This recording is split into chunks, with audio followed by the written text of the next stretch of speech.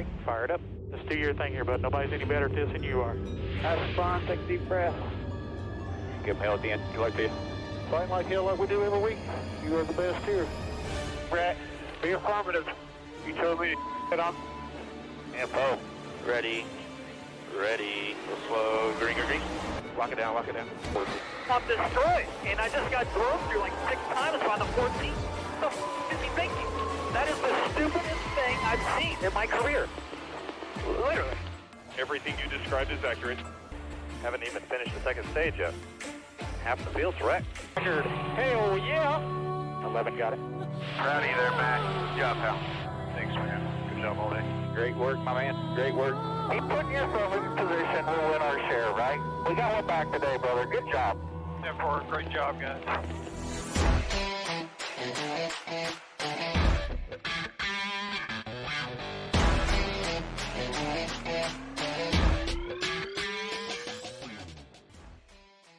And welcome back to Racing in the Draft. My name's Mark, and we are in the second race of the playoffs, or race 28 of the 2021 season. And we head to my backyard, Richmond, Virginia. Unfortunately, I will be going across the country with family for a family vacation. So it should be a very exciting race. Always is. Under the lights, Richmond, short track. Should be a good time. Martin Truex, as we see from this picture, is one of those guys that probably is a favorite for everybody this weekend to get himself locked into the round of 12. But that's the reason why they raced the race. Hopefully everybody did well last weekend at Darlington. It was an exceptionally good race, exciting all the way to the end with Denny Hamlin getting that final spot. And just edging out the video game master, as he kind of decided he was going to video game it at the end, Kyle Larson. Hey, before we get too far into this, make sure you hit that like button, make sure you subscribe to the channel, and make sure you share with anybody that does DraftKings and enjoys NASCAR. Let's look at Darlington from last week in our optimal lineup. Kyle Larson was the big points getter with 120.7 points. He led 146 laps. Denny Hamlin, second in line, 114.85. So 2 Dominators. The rest of it filled out with 3 place differentials. Ross Chastain, Chris Buescher, Cory Lejoy, and Kurt Busch actually lost places, but led some laps and had some fast laps and got himself into the optimal lineup. So sometimes even the guys that go backwards a little bit, as long as they finish high enough, will make the optimal lineup. So 2 Dominators, 3 place differentials, 1 value, 1 finish. 49.9 was the total amount spent, and the average starting spot was 15.5. So Kyle Larson, making the optimal lineup, has now given himself a 2-race optimal lineup lead in the race to the end here with 9 total races to go. Daniel Suarez still holding tight, but it's really tight for that 3rd spot with 7. But let's get into the real reason you came to watch the video, the track breakdown. Once again, we're at Richmond for the Federated Auto Parts Professionals 400. Salute to the first responders. This race is being held on September 11th, or 9/11, the 20th anniversary of that day in New York and in America. But to the racetrack, short track, 0.75 miles, 3/4 of a mile, 14-degree bankings in the turn. Fastest way around this track is along the bottom. Race length is 400 laps. Dominator points will be of the most importance.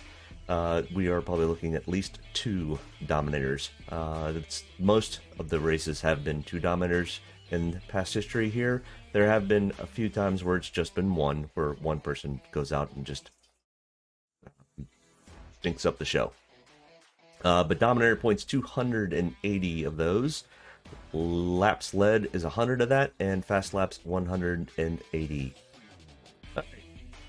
Now the real reason our driver-by-driver breakdown. We'll start off with Kyle Busch at the top of the heap with 11,500, who did not have a very good weekend last weekend at Darlington.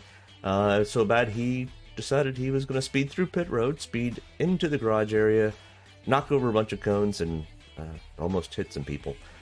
He didn't, but NASCAR didn't like that action and fined him $50,000. So hopefully Mr. Kyle Busch can put his temper in check. I know it's tough to, when you're behind the car and you have a crappy night, to save face and just pull it in nice and slow and park it and go on about your night. But not much different for Kyle Busch. All right, because of that wonderful finish, he'll be starting 15th this week, 11,500. 12th on the power ranking. He has one win in the last 5 races at Richmond, 2 top 5s, 5 top 10s, 5 top 20s, a 78.3 DraftKings average, and a 5.0 average finish. He finished 8th here in the spring race.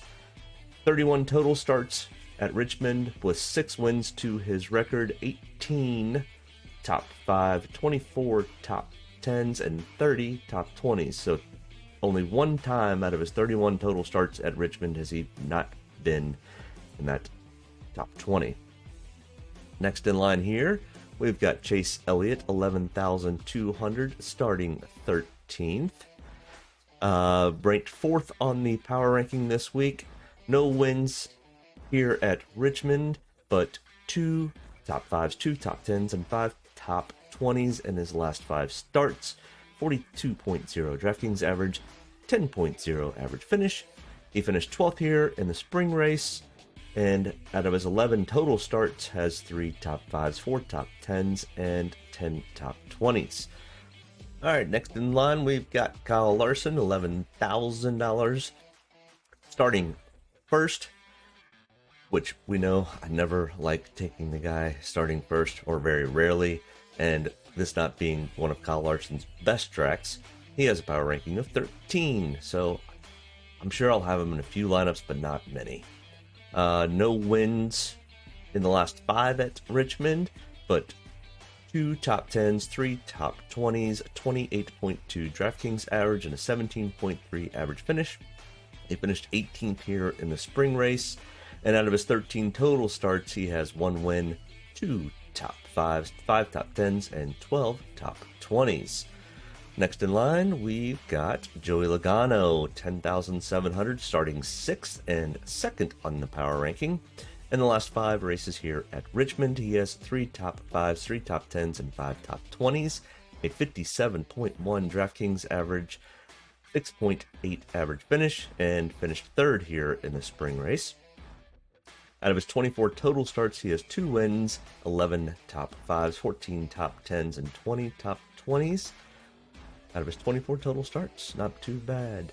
Next in line, Denny Hamlin, local native here to Richmond, just down the road in Chesterfield. Denny is priced at $10,400, starting 2nd and 3rd on the power ranking. In the last 5 starts, he does not have a win here, but has 3 top 5s, 3 top 10s, 5 top 20s, 66.6 DraftKings average, 7.4 average finish. He finished 2nd here in the spring race. 3 wins to his total credit out of his 29 total starts, 14 top 5s, 18 top 20s, and 24 top 20s. All right, our next grouping here, we start off with Martin Truex Jr., 10,200, starting 3rd and number 1 on the power ranking.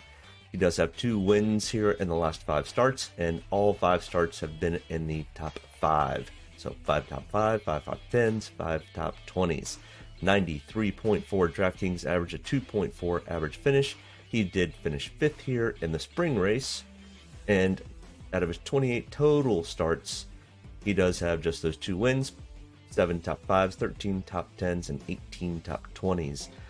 Joe Gibbs Racing is really good at this track. If you can try to figure out how to get a full lineup of all of the Joe Gibbs drivers and cars, might be something to look at. William Byron, 9,900, starting 14th and 16th on the power ranking. No wins out of the last 5 starts, with only 1 top 10 and 3 top 20s. Probably not William Byron's favorite track, but he has been improving greatly and immensely throughout this year, so expect him to probably do a little bit better than that power ranking. But 23.9 DraftKings average, a 17.2 average finish in the last 5 races. Finished 7th here in the spring race. Does have 6 total starts here with 1 top 10, 4 top 20s. Next in line, Christopher Bell, another Joe Gibbs driving car, 9,600, starting 10th and 14th on the power ranking. Only 2 starts in Cup so far to his credit, but 1 top 5, 1 top 10, 2 top 20s, 46.0 DraftKings average, and a 9.5 average finish. Finished 4th here in that spring race, and has started 5 Xfinity races with 3 wins, 3 top 5s, 4 top 10s, and 5 top 20s. And only 2 total starts that we just discussed. So, same stats. Next in line, Brad Keselowski, 9,300, starting 7th. Power ranking of 5. 1 win in the last 5 races here at Richmond. 2 top 5s, 4 top 10s, and 5 top 20s. A 71.8 DraftKings average, 7.2 average finish. Finished 14th this past spring. Out of his 23 total starts, he does have 2 wins, 6 top 5s, 12 top 10s, and 20 top 20s. Pretty consistent. Kevin Harvick, 9,100, the man with the most starts of anybody at Richmond. But a power ranking of 6 this week and starting 5th. In the last 5 starts, he has 2 top 5s, 4 top 10s, and 4 top 20s, a 47.9 DraftKings average, and a 9th place average finish.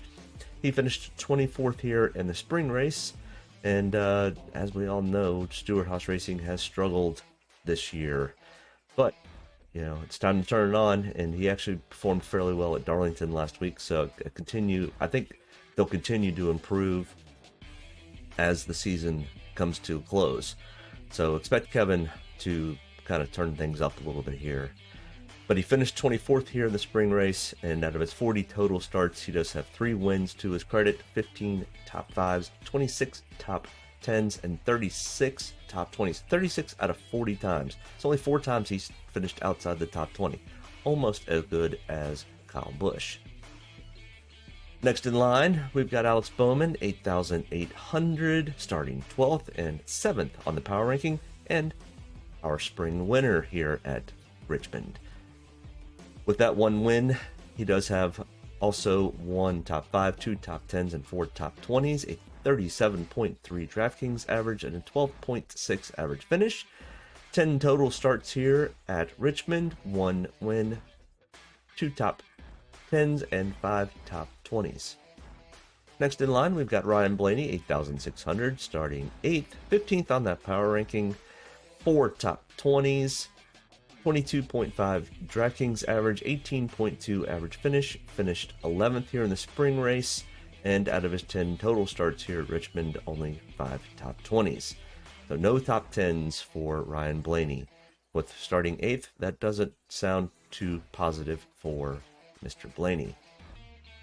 All right, next in line here, we've got Austin Dillon, 8,400, starting 19th, 9th on the power ranking. And out of his last 5 starts here at Richmond, he has 1 top 5, 4 top 10s, 4 top 20s, a 47.5 DraftKings average, and a 9.8 average finish. Pretty darn good for Mr. Austin Dillon here at Richmond, but finished 10th here in the spring race and has 14 total starts to his record with 1 top 5, 4 top 10s, and 9 top 20s.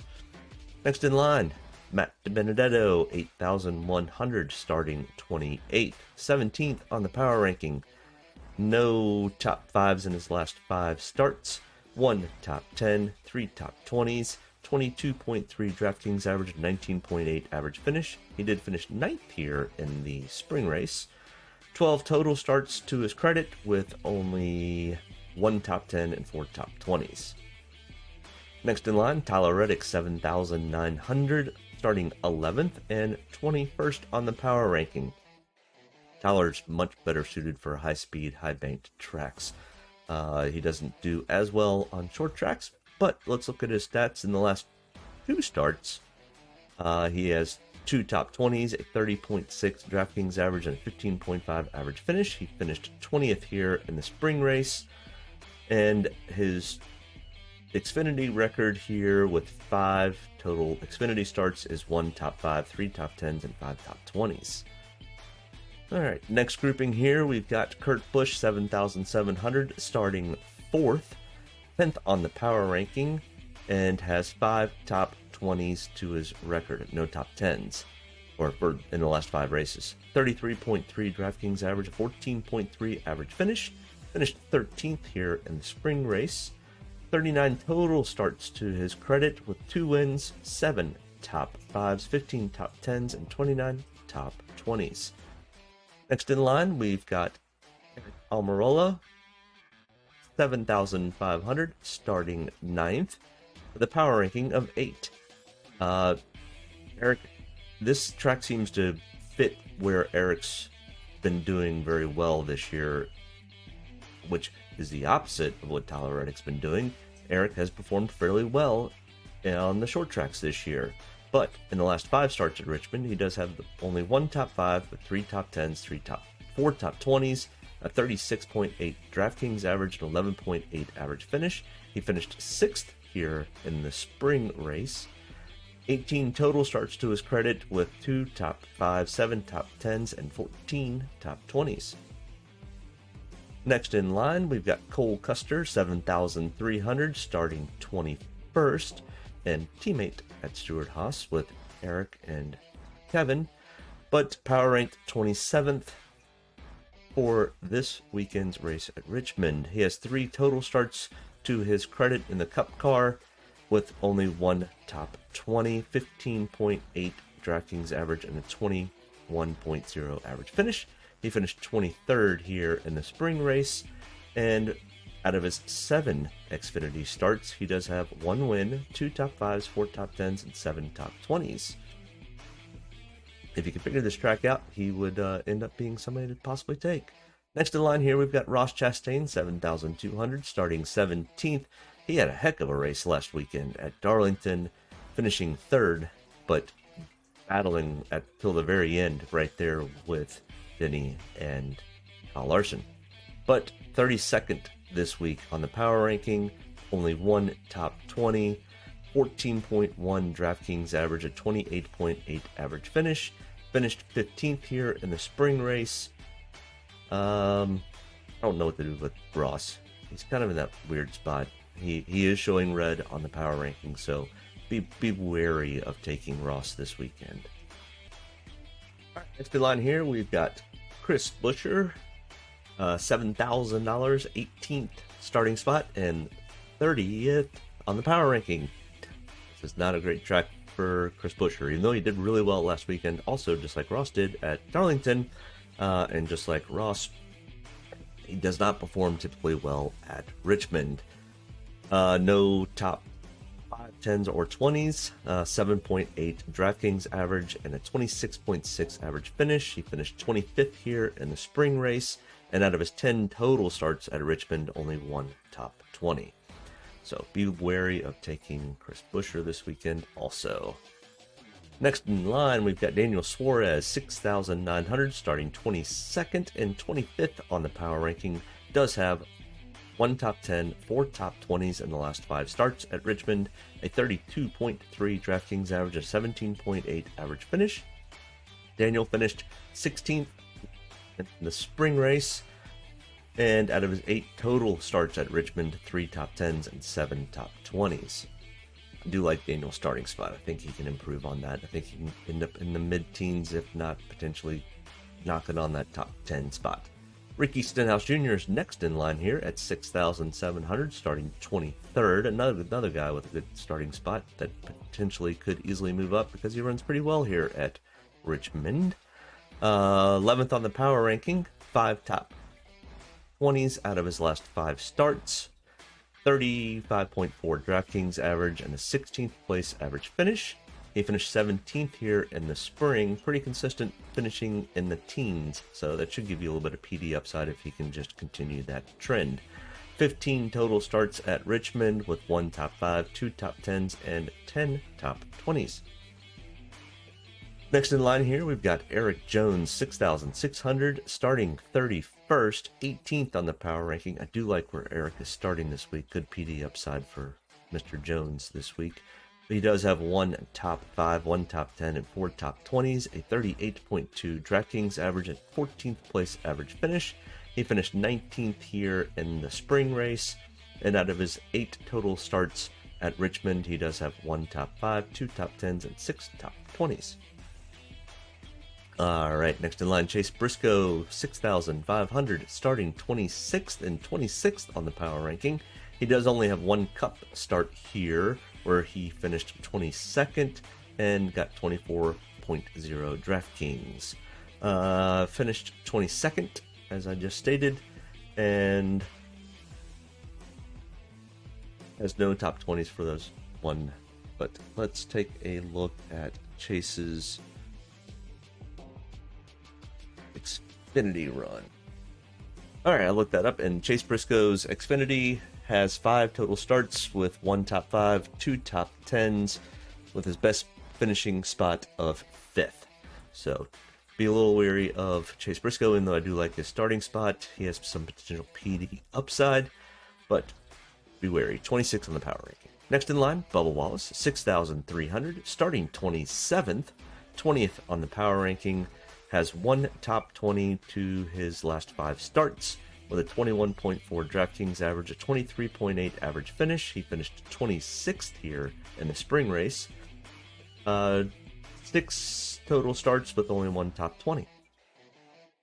Next in line, Michael McDowell. Man, he had a rough race. He had a good fast race car at Darlington last week and ended up getting wrecked out very early. So he gets the furthest starting spot back for the playoff drivers in 16th. 22nd on the power ranking, 8.6 DraftKings average, a 26.8 average finish.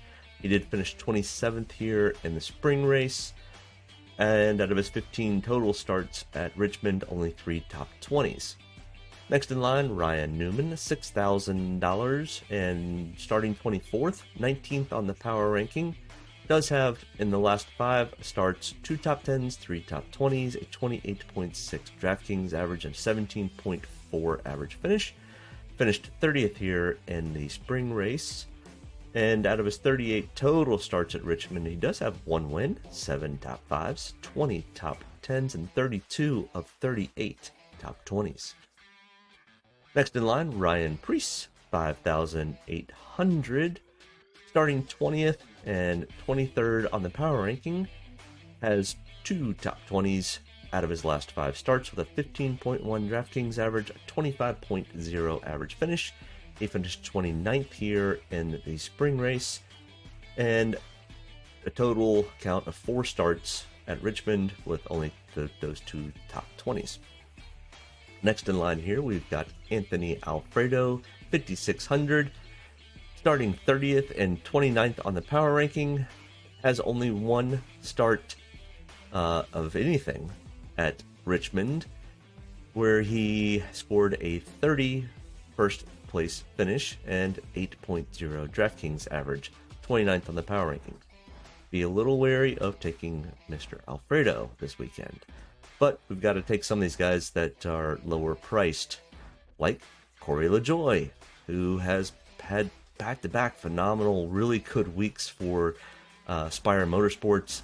And listening to a podcast that he does, Stacking Pennies, revealed that Spire has spent more money on the last 2 races and plans to continue because they've seen great upside to spending more money on higher quality parts. They're running faster, they're running better. He and Justin Haley both run for Spire this year.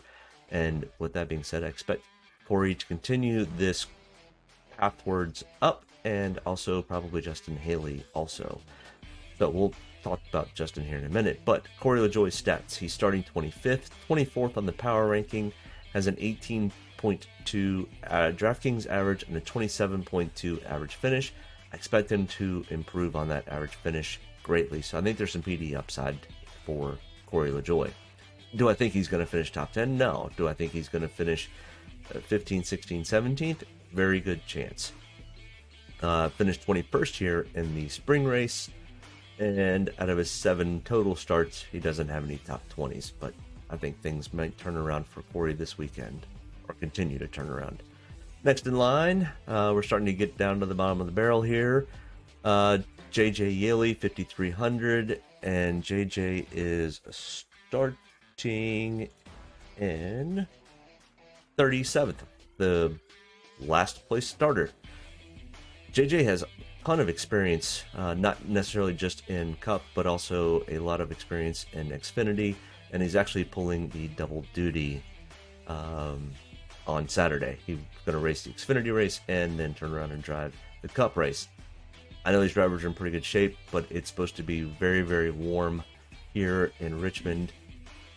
That this Saturday, the highs in like 93, so that may wear JJ Yaley out, which has me concerned about him finishing well or even finishing Saturday night. He does have 2 Cup starts in the last 5 with an 8.2 DraftKings average and a 34th place average finish.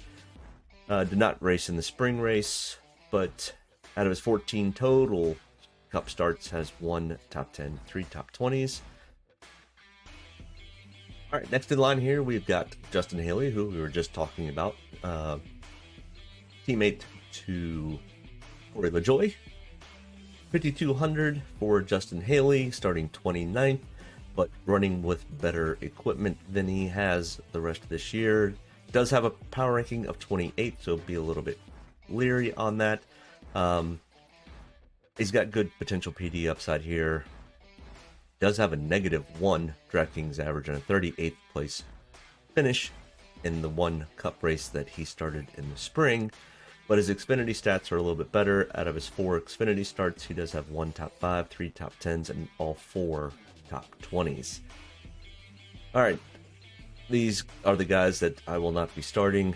I think there's value between Justin Haley, Cory Lejoy, and those guys, so won't be digging this far down into the barrel.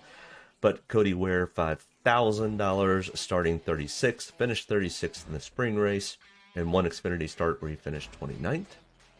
Quinn Hoff, 4,900, starting 35th, and finished 34th here in the spring race, and has an average finish of 34th. Next in line, Joey Gase, 4,700, starting 34th with a 34.3 average finish. Did not race in the spring race, so no stats for him there. And our last 2 here, BJ McLeod at 4,600, starting 32nd, and average finish of 32nd. So no taking of that one. Josh Bilicki, 4,500, starting 33rd, has a -2 DraftKings average for his 1 start where he finished 37th. So won't be taking any of those guys. But let's look at some optimal lineups from previous Richmond races. So give us kind of an idea of what to expect. We had 2 Dominators, 3 place differentials, and 4 values on the spring race, with Denny Hamlin and Martin Truex and Alex Bowman being the top 3. Why it says 4 value, it's not, it's 3 value. And 3 place differentials. Next in line, we've got Richmond, the fall race from last year, the only race they raced here last year because of COVID. But we had 3 kind of Dominators, 1 real Dominator, and Austin Dillon and Joey Logano kind of split the difference for the second /3 Dominators, but 2 value guys with 3 place differentials.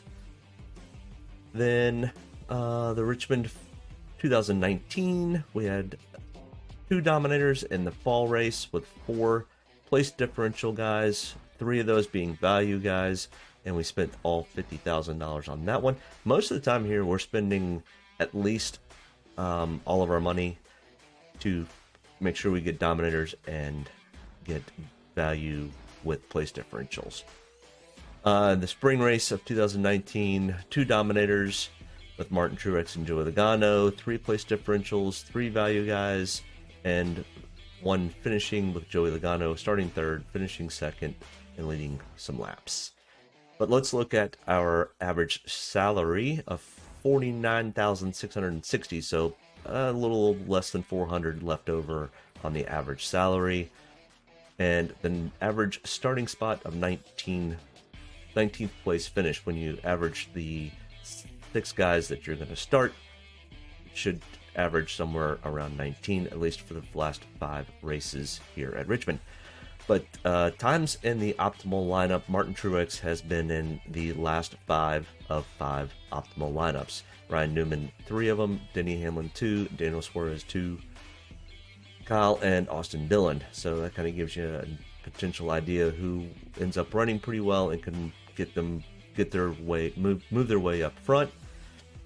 And now let's look at who I think may be our dominators and place differentials and value guys. Dominators, Martin Truex Jr., Joey Logano, Denny Hamlin, all potentially could be dominators. I expect them to lead laps and probably potentially lead quite a few laps. You've got Kevin Harvick, Alex Bowman, Kyle Busch, Kurt Busch, Christopher Bell, and Ryan Blaney also rounding out the potential dominators, but I think those top 3 are really the ones we should look at. Place differentials, we've got Austin Dillon coming from 19th, Stenhouse coming from 23rd, Matt Benedetto coming from 28th, Eric Jones 31st. I think Ryan Newman could improve his position starting 24th. Bubba's the same thing, starting 27th. So any of those guys could be your place differentials and potentially some of your value add type guys. I do like Cory Lejoy starting 25th. And I put JJ Yeley in here, not realizing that he was running both Xfinity and Cup back to back, and the temperatures being very, very warm. So I would not take JJ Yeley. I think he may just start the race and pull it into the garage. But some of the value add guys, I really like Eric Almirola. I think even though he is starting up in 9th, I think he can hold on to a top 10. William Byron has shown improvement, starting in 14th. Chase Elliott was up there also. Also remember in the spring race, all 4 Hendrick drivers finished 1, 2, 3, 4, which had not been done since 2005. So wonder if Hendrick can bring back that magic. Tyler Reddick could be another value at 7,900. Even though I don't love him on short tracks, but good value will be Cory Lejoy, Justin Haley, maybe Cole Custer, and if we're digging and we really got to get down there, Anthony Alfredo. So with that being said, I appreciate everyone tuning in to my quick abbreviated, it really wasn't abbreviated, I still took as much time as I normally do, breakdown of Richmond, and good luck this weekend. I've got to go and pack and get to a plane and go out west. So have a great weekend. Enjoy the race. Good luck if you're doing DraftKings. If you know anybody else that may like this content, make sure you share it with them. Hit that like button, subscribe so you get notified when I put up videos. And we'll talk to you next week. Have a great weekend. Good luck. Get a good deep breath. Get ready to roll here. Only about one thing tonight, getting the W's, so got to be around the end to do that. Get ready to roll tonight, boys. Let's go have some fun. Don't get me any more fired up than I already am. All the way to the checkered. You're fine. Nobody's got to run. Checker time, baby! Hell yeah! Proud of you there, Matt. Good job, pal. Thanks, man. Good job all day. Great work, my man. Great work. Keep putting yourself in position. We'll win our share, right? We got one back today, brother. Good job. Great job, guys. Excellent work, my man. Excellent work. Thank you. Man, that's awesome. Set out with a goal, I got it here, bud. Thank you very much. Really proud of you, man. Drove your butt off tonight. We had the fastest car here, bud. Probably killed our deal there. Just feel like I gave one away. Yeah, boys. Way to rebound. Great job. Great job, bud. Really good job. Appreciate you hanging in there with us all weekend. What a weekend. Good job. Thank you.